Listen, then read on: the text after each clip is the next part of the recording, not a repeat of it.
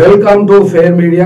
आज हम बात कर रहे हैं और हमारे स्टूडियो में मौजूद है काशिफ यूनुस साहब। ये बिहार के रहने वाले हैं और इंडियन नेशनलिस्ट मूवमेंट के स्टेट प्रेसिडेंट है और इन्होंने हाईकोर्ट एडवोकेट और पटना हाईकोर्ट में प्रैक्टिस करते हैं। चलिए आते हैं आज के सियासी मुद्दे, यानी पार्लियामेंट इलेक्शन चल रहा है और ये पार्लियामेंट इलेक्शन में बिहार लास्ट टाइम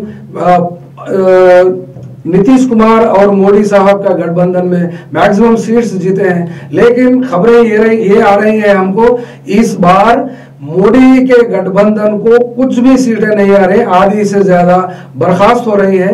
ये ऐसे न्यूज आ रहे हैं वहां पर। इंडिया गठबंधन तेजस्वी यादव और कांग्रेस पार्टी के कॉम्बिनेशन में जो गठबंधन बना है, और जिसमें मजे वाली बात यह भी है कि CPI-ML लिबरेशन पार्टी के भी लोग वहां के गठबंधन में शामिल हैं और वहां के हालात हम काशिफ यूनुस साहब से जानने की कोशिश करेंगे।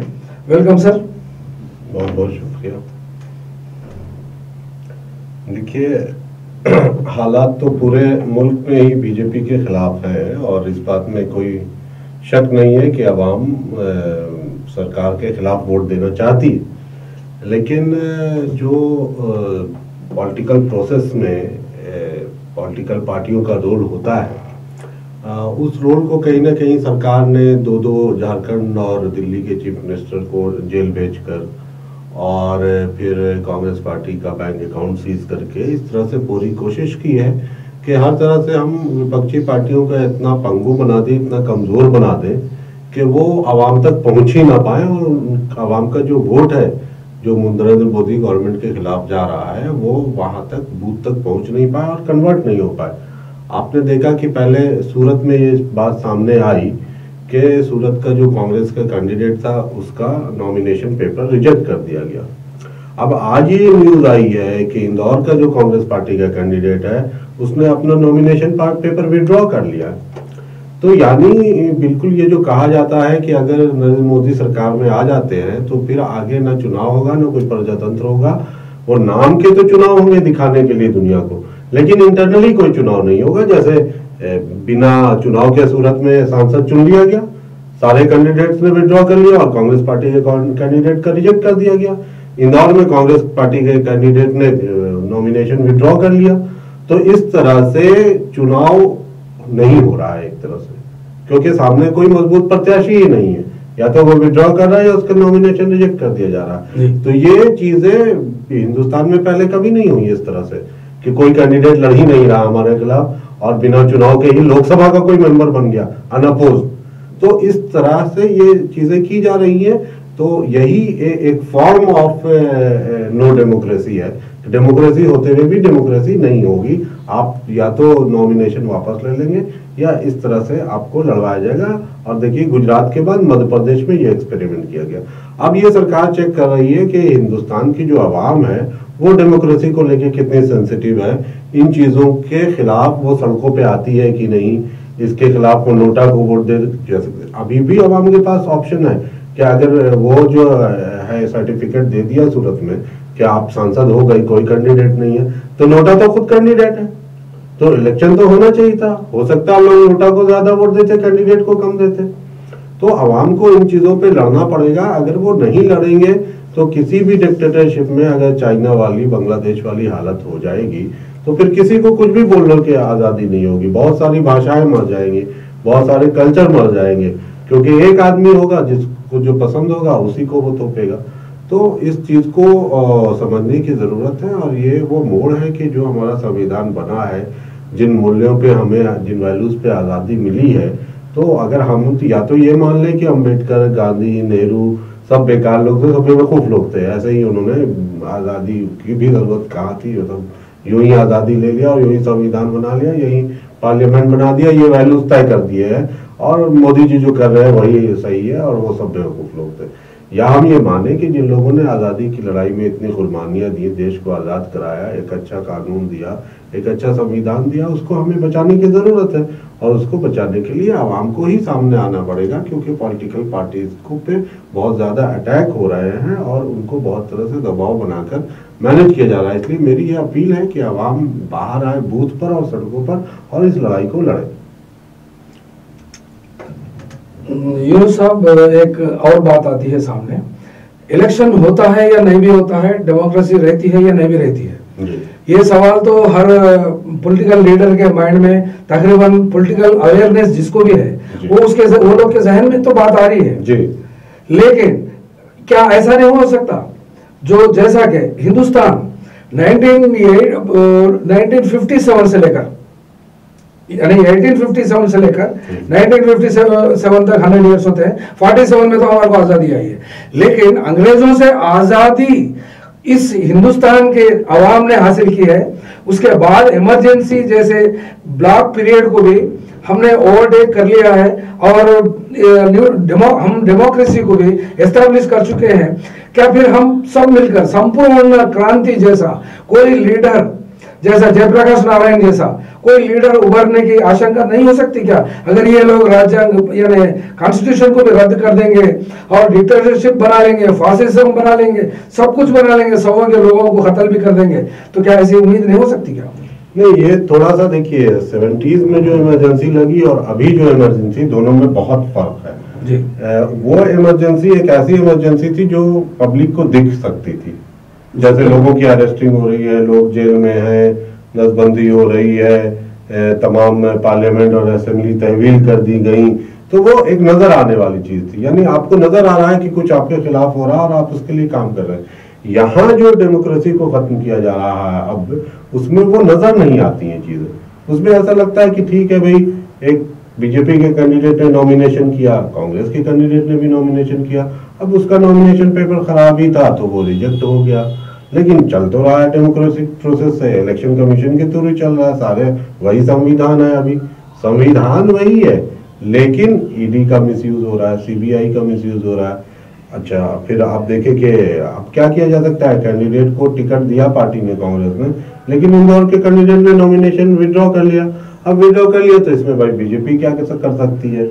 इलेक्शन तो हो ही रहा है देश में, अब कुछ जगह ऐसी चीजें हो रही हैं तो इसमें बीजेपी की क्या गलती है? इलेक्शन भी हो रहा है, पूरा प्रोसेस चल रहा है, जिसमें हम बांग्लादेश में हमको डेमोक्रेसी है भी और नहीं भी है। मैं आपको रोक रहा हूँ जी। यहाँ पर जो पर्दे के सामने होता है नॉमिनेशन को विड्रॉ करने का, अगर सूरत की बात करें तो फिर 8 कैंडिडेट्स थे, वो लोग क्यों विड्रॉ करें? यानी उसके पीछे एक भयंकर शक्ति काम कर रही है। ये ऐसा अनुमान हमने उस वक्त भी लगाया था और इस बार भी लगा रहे हम, क्योंकि कैंडिडेटों को डराना, कैंडिडेटों को पैसों का, करोड़ों रुपए का ऑफर देना और अपने वो लोग के लोगों को या जबरदस्ती या जोर जबरदस्ती से किडनैपिंग, ऐसे कुछ इश्यूज हो सकते हैं। जब तक कि वो लोग बाहर आकर ना बोले, हम जैसे लोग भी कुछ ऑफिशियल तरीके से और एविडेंस के साथ हम नहीं बोल पाते हैं, लेकिन उस वक्त तक का इंतजार तो करेंगे। क्या आपको भरोसा है कांग्रेस पार्टी हो या फिर दूसरे सेक्युलर डेमोक्रेटिक पार्टीज हो, ऐसे बीजेपी के खिलाफ जो काले कानूनों को और फासिज्म को लाके और इलेक्शन आगे नहीं करवाए तो पब्लिक पूरी ओपनली रोड पे आने की वैसा कुछ उम्मीद दिखती है आपको? देखिए, जमहूरियत जो है वो आवाम पे ही डिपेंडेंट है। वो किसी पॉलिटिकल, देखिए पॉलिटिकल पार्टी 5 लोग 10 लोग 20 लोग मिलकर चलाते हैं, ठीक है, तो 5 10 लोग 20 लोग की वजह से जमहूरियत नहीं होती है। जमहूरियत आवाम की वजह से ही होती है, और आवाम में तब आएगी सड़कों पर जब उसे ज्यादा से ज्यादा एक्सपोज किया जाए जो साजिशें उसके खिलाफ हो रही हैं, क्योंकि साजिशें बिल्कुल खुले तौर पे नहीं हो रही, थोड़ी ढक कर हो रही हैं, जिसकी वजह से अभी तक आवाम सड़कों पर नहीं है। जैसे पहले चंदा की बात आई कि भाई किसने चंदा लिया, किससे चंदा लिया, लेकिन ये बात काफी एक्सपोज हो गई कि बीजेपी ने चंदा लिया और चंदे के बीजे बदले में लोगों को ठेका दिया, काम दिए, इस तरह की चीजें इलेक्ट्रल बॉन्ड्स पे, तो उससे आवाम काफी नाराज है और आवाम इनके खिलाफ वोट करना चाहती है। इसी तरह जो कुछ ये सूरत में कर रहे हैं या इंदौर में जो कर रहे हैं, उसको आप जैसे मीडिया के जरिए, जैसे फेयर मीडिया है, जो न्यूट्रल मीडिया है, इन मीडिया हाउसेस के जरिए जब उसको एक्सपोज किया जा रहा है, तो बहुत सारे मीडिया हाउसेस है जैसे वो सब्सक्राइबर्स बनाते हैं, या उनको किसी तरह आवाम को ऐसे मीडिया हाउसेस को भी खड़ा रखना पड़ेगा, या जो ईमानदार नेता है उनको खड़ा रखना पड़ेगा, जो ईमानदार पार्टी है उनको सपोर्ट देना पड़ेगा। अगर उनको सपोर्ट नहीं मिलेगा तो वो धीरे धीरे कमजोर होते चले जाएंगे और फिर आवाम को पता ही नहीं चलेगा कि उसके खिलाफ क्या साजिश हो रही, क्योंकि उसके खिलाफ जो साजिश हो रही है या तो मीडिया उनको बताएगा या लीडर बताएगा। कि आपके खिलाफ ये साजिश हो रही है। जब उनको नॉलेज होगी तभी उस साजिश के खिलाफ वो सड़कों पे आएंगे या काउंटर करेंगे। तो हमारी ये अपील है आवाम से कि ऐसे मीडिया और ऐसे लीडर्स और ऐसे पॉलिटिकल पार्टियों को वो पूरा सपोर्ट करें, ताकि उनके पास कम से कम इंफॉर्मेशन आ सके और किसी पॉलिटिकल पार्टी के इंतजार में ना रहे कि कोई पॉलिटिकल पार्टी वाला हमें बोलेगा तो हम ऐसा करेंगे। अगर मोहल्ले के 10 लोग 20 लोग भी मिल जाएं और वो 20 लोग ही मोहल्ले के नुक्कड़ पे ही एक 6x3 का बैनर बना के जो है 500 रुपए खर्च करके और 2-4 नारा लगा दे इलेक्ट्रल बॉन्ड के खिलाफ, जो इंदौर में हुआ उसके खिलाफ, जो सूरत में हुआ उसके खिलाफ, तो ये आप अपने गली के नुक्कड़ पे कर सकते हैं। 10-20 लोग मिलके कर सकते हैं एक छोटा सा बैनर बनाने के लिए। उसके लिए किसी बड़ी पार्टी या किसी संगठन या किसी तंजीम की जरूरत नहीं है। तो जैसे देखिए कि मुजफ्फरपुर में बहुत सारे लोग कांग्रेस कैंडिडेट के खिलाफ बैनर टांग रहे हैं गलियों में, ये कोई पार्टी नहीं कर रही है, वो आवाम खुद कर रही है। और फिर लास्ट ऑप्शन आपके पास होगा कि आप नोटा का इस्तेमाल कर सकते हैं। अगर आपको जहां भी ऐसा मसला हो तो नोटा का भी इस्तेमाल हो सकता है। और फिलहाल तो चूंकि कोई एक स्वस्फूर्त ऐसा आवाम का बाहर निकलने का नहीं दिख रहा है, लेकिन मैं आवाम से ये कहूंगा कि बहुत बड़ी तादाद की इंतजार न करें। और जब भी कोई गलत चीज की न्यूज मिले तो 10-20 के शक्ल में वो अपने चौराहे पे एक बैनर बना के खड़े हो जाए और उसको जो है नारे लगाएं, आवाम को बताएं और उसको रिकॉर्डिंग करके मीडिया में डालें। नहीं कुछ है तो सोशल मीडिया में डालें, ताकि हर जगह इस तरह का विरोध दर्ज हो और इस गवर्नमेंट को उखाड़ के फेंका जा सके। क्योंकि ये गवर्नमेंट नहीं है, ये एंटी डेमोक्रेसी फोर्स है जो हिंदुस्तान में डेमोक्रेसी को खत्म कर रही है, जिसकी वजह से सारे लोग जो है बेरोजगारी का शिकार होने लगेंगे या उनको ऐसी रोजगार दिया जाएगा जिससे उनका 10,000-12,000 में उनका खर्चा ही घर का नहीं चल सकता है। तो उनका भविष्य और उनके बच्चों का भविष्य अंधकार में पड़ने वाला है। वकील साहब, आप परसों 27 निजामाबाद में जो कन्वेंशन हुआ था या कॉन्फ्रेंस समझिए, उसमें पहली बार तेलंगाना में 10 कम्युनिस्ट पार्टियों ने, CPI ML के फ्रैक्शंस और CPM पार्टी ने शिरकत की है, जिसमें आप भी एड्रेस करे हैं। लेकिन आप बड़ी अच्छी बात कही है कि हिंदुस्तान के 25 करोड़ लोगों को सरकारी नौकरी दी जाती है, दे सकते हैं, बशर्ते कि गवर्नमेंट ऑफ इंडिया में अच्छी पार्टी सत्ता में हो। तो इसको थोड़ा सा हमारे दर्शकों के लिए और हमारे वारंगल के साथियों के लिए और इंडिया के जो भी लोग हैं आप जानते हैं कि चाहे सरकार जितनी सब्सिडी देती है अरबों अरब रुपए की बड़ी बड़ी प्राइवेट कंपनियों को, और फिर जो बैंक लोन बैंक देता है वो अरबों में करोड़ों में फिर वो बैंक लोन माफ करता है। तो ये जो इतनी बड़ी अमाउंट है जो प्राइवेट कंपनियों को सब्सिडी के फॉर्म में या बैंक लोन रिटर्न ऑफ के फॉर्म में बैंक के जरिए और सरकार के जरिए दिए जा रहे हैं, अगर इसी पैसा का इस्तेमाल करके सरकार अपनी कंपनियां बनाए, अपनी फैक्ट्रियां लगाए, तो वहां भी वो रोजगार दे सकती है। और खुद इस वक्त जो कंपनियां हैं, जो डिपार्टमेंट्स हैं, जो सरकार है, सिर्फ भारत के अंदर करीब 4 करोड़ वैकेंसी शिक्षा डिपार्टमेंट से रिलेटेड आज के डेट में खाली है, टीचर्स और नॉन टीचिंग स्टाफ की। इसी तरह से 2 करोड़ वैकेंसी करीब हेल्थ में खाली है, जो कि सरकारें नहीं भर रही हैं, चाहे वो राज्य सरकार हो और केंद्र सरकार दोनों मिला के। तो 6-7 करोड़ वैकेंसी तो राज्य सरकार और केंद्र सरकार और पंचायत स्तर पे, म्युनिसिपल स्तर पे आज भी भारत में है, जो कि भरी नहीं रही है सरकार। तो उसको भरने के लिए कोई नए प्रावधान की जरूरत नहीं है। और बाकी रही है कि बाकी की 20 करोड़ वैकेंसी कहाँ आएगी। तो ये जो पैसा प्राइवेट कंपनियों के सब्सिडी और बैंक लोन जो लोन दे रही प्राइवेट कंपनी को, उसको रिटर्न ऑफ किया जा रहा है, उसको अगर हम ठीक कर लेंगे तो वो चीज जो है हम नया इन्वेस्टमेंट करके, या तो गवर्नमेंट अपनी कंपनियां खोले, अपनी फैक्ट्रीज खोले और वहां लोगों को एम्प्लॉयमेंट दे, या वही पैसा जो है वो स्मॉल स्केल पे 10,000, 20,000, 50,000, 1 लाख रुपया छोटे रिक्शे वाले को, ठेले वाले को, रेड़े वाले को, पटरी वाले को उनको दे। उस लोन से वो सेल्फ या तो एम्प्लॉयड हो जाएंगे, या फिर उन पैसे से गवर्नमेंट अपनी कंपनियां खोले, गवर्नमेंट एंटरप्राइजेस खोले, बजाय इसके कि आप जो है प्राइवेट कंपनियों को सब्सिडी के नाम पर छोड़ दे रहे। कौन सा प्राइवेट कंपनी है जिसका मालिक जो है आम आदमी की तरह रहा है, सब करोड़ों अरबों के बंगले में रह रहे हैं, और वो रहे हैं गरीब के पैसा जो टैक्स का दिया हुआ है सरकार का, वो पैसा उनको डाइवर्ट किया जा रहा है, उसके जरिए वो रह रहा है। तो इस तरह से एम्प्लॉयमेंट तो देना बहुत ही आसान है। हम लोगों ने इस पे एक बुकलेट भी छापी है जो लोगों को हम दे रहे हैं कि इस तरह से जो है रोजगार देना, बिल्कुल सरकारी नौकरी देना भी पॉसिबल है। क्योंकि देखिए हम प्राइवेट जॉब में और प्राइवेट ये सिस्टम में बिलीव नहीं करते हैं, क्योंकि ये प्राइवेट सिस्टम जितना भी है ये सिर्फ आवाम के खून चूसने के लिए है। आप बड़े से बड़े स्कूल पे जाएंगे, प्राइवेट स्कूलों में शहरों में 10-20 हजार रुपए सैलरी दे रहे हैं टीचर की, सरकार 40 हजार दे रही है, 50 हजार दे रही है। तो सरकार जब ज्यादा पैसे दे रही है तो सरकारी काम ज्यादा अच्छा हो सकता है। लेकिन सवाल ये है कि जो भ्रष्टाचार है उसको कंट्रोल करने की जरूरत है। तो भ्रष्टाचार को कंट्रोल करने का भी वही है कि आवाम खुद उसके सामने आए। अगर इस स्कूल में पढ़ाई नहीं हो रही है तो आवाम को खुद आके इसकी शिकायत प्रिंसिपल से करना चाहिए, जो ब्लॉक का एजुकेशन ऑफिसर है उससे करनी चाहिए और उसको एक्सपोज करना चाहिए, उसकी वीडियो बनाए स्कूल में कि पढ़ाई हो रही है कि नहीं हो रही है।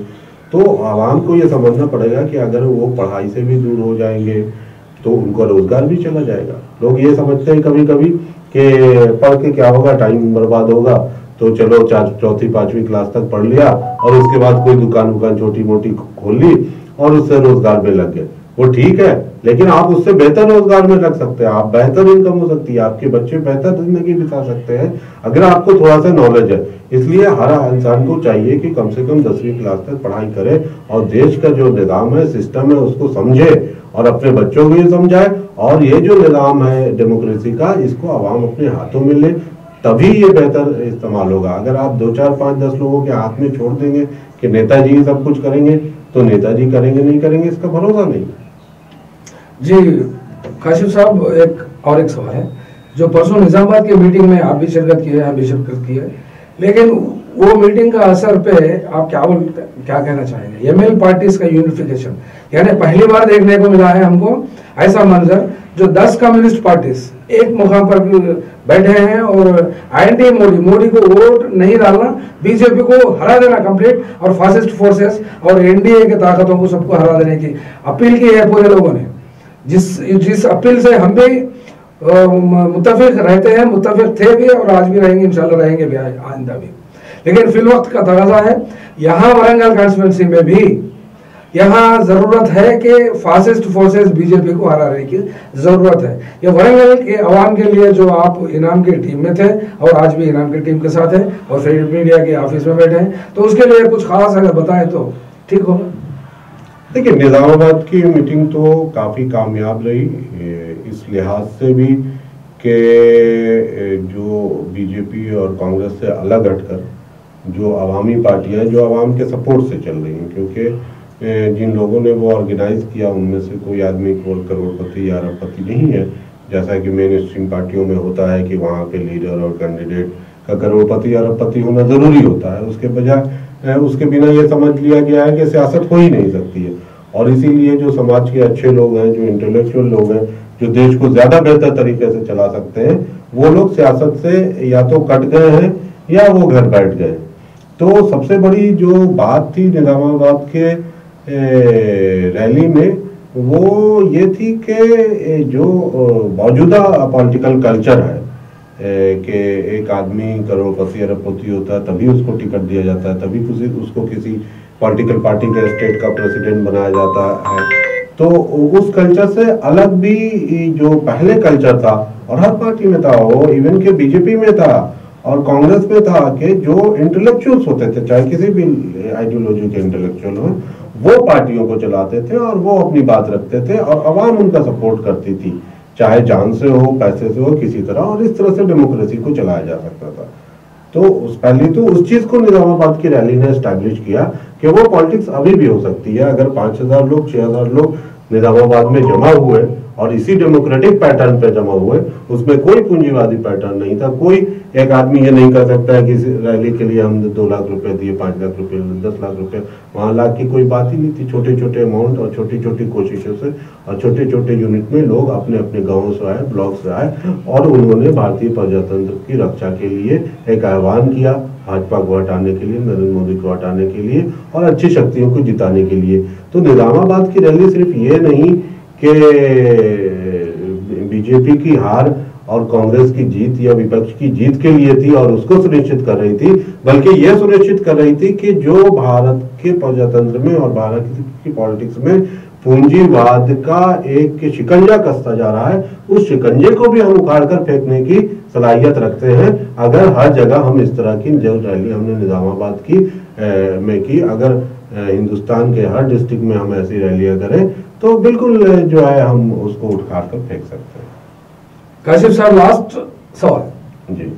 आप कन्हैया कुमार आपके बिहार से हैं और दिल्ली में वो कॉन्टेस्ट कर रहे हैं और आप तकरीबन जहाँ तक मेरी जानकारी है कांग्रेस पार्टी के लीडरों से करीबी ताल्लुकात आपके रह चुके हैं और आज भी है। इसमें मुसलमानों के लिए कुछ खास मैनिफेस्टो में तो बताया नहीं गया, वो टैक्टिक्स और वो स्ट्रेटेजी हम भी समझते हैं, लेकिन कुछ हो सकता है क्या हिंदुस्तान के मुसलमान के लिए? देखिए क्या होता है कि पॉलिटिक्स 5 साल होती है। सिर्फ इलेक्शन के वक्त किसी ने क्या कह दिया या मैनिफेस्टो में क्या था और क्या नहीं था उससे नहीं होता है।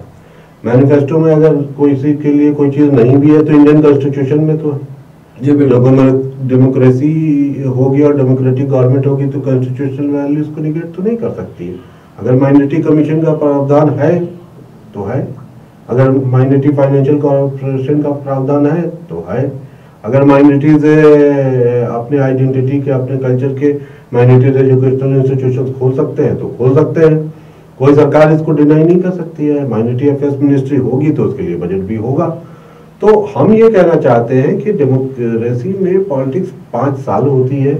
हर रोज मुसलमान हो, हिंदू हो, ईसाई हो, सिख हो, कोई भी मार्जिनलाइज तबका हो तो उस तबके के विकास के लिए जो पॉजिटिव एक्शंस होने चाहिए उसके लिए 5 साल कोशिश करने की जरूरत है। दूसरी चीज ये है कि लोगों को ये कोशिश करनी चाहिए कि धीरे धीरे हम जो कम्युनिटी आइडेंटिटी बेस्ड पॉलिटिक्स है उसके शेयर को पॉलिटिक्स में कम करें और प्रोफेशन बेस्ड पॉलिटिक्स, जैसे मनरेगा की स्कीम आई तो मनरेगा की स्कीम में मुसलमान अगर मार्जिनलाइज्ड है तो वो भी मजदूरी करता है, दलित अगर मार्जिनलाइज्ड है तो वो भी मजदूरी करता है, ओबीसी मार्जिनलाइज्ड तो वो भी मजदूरी करता है। तो एक ऐसी स्कीम है जिसपे सभी कम्युनिटी के मार्जिनलाइज्ड लोगों को फायदा है। तो ऐसी स्कीम से बल्कि ज्यादा एक सेकुलर डेमोक्रेसी के लिए बेहतर है कि वहां पे सारे मार्जिनलाइज्ड लोगों को कवर किया जा रहा है। आपको रोक रहा हूँ जी, यहाँ पे आपकी बात बजा है, लेकिन यहाँ पे सवाल दूसरा एक पैदा होकर है। मुसलमान को जान की हिफाजत चाहिए इस हिंदुस्तान में, ना ही रोहिंग्या की जिंदगी बने, ना ही बर्मा के मुसलमान की जिंदगी बने, ना ही चाइना के मुसलमान की जिंदगी बने, लेकिन पहले मुसलमान को जान से खतरा है, जान का खतरा है, क्योंकि मॉब लिंचिंग में जितने लोग मर चुके हैं, हाँ, वो नजर को वो चीज को नजर में रखकर अगर बीजेपी सरकार मुसलमान की दुश्मन तो है ही, एसटी की भी दुश्मन है, एससी की भी दुश्मन है, हर चीज की हर इंडियन की दुश्मन है, वो सिर्फ है तो है कुछ 4 या 5 कारपोरेट बॉडीज के, कारपोरेट अदानी अंबानी के दोस्त हैं, यहाँ तक तो हम है। लेकिन जहां तक कॉन्स्टिट्यूशन की बात करते हैं, रिजर्वेशन जाता है तो वो लोग को रिजर्वेशन की पड़ी हुई है, हमारी नौकरियां जा रहे हैं, हमको आता नहीं है, जाता नहीं है। यहाँ तो हमारे जान की पड़ी है, यहाँ तो मुसलमान की जान की पड़ी है। 10 साल से कितने मुसलमान मारे गए, कितने कम्युनल राइट्स हुए हैं।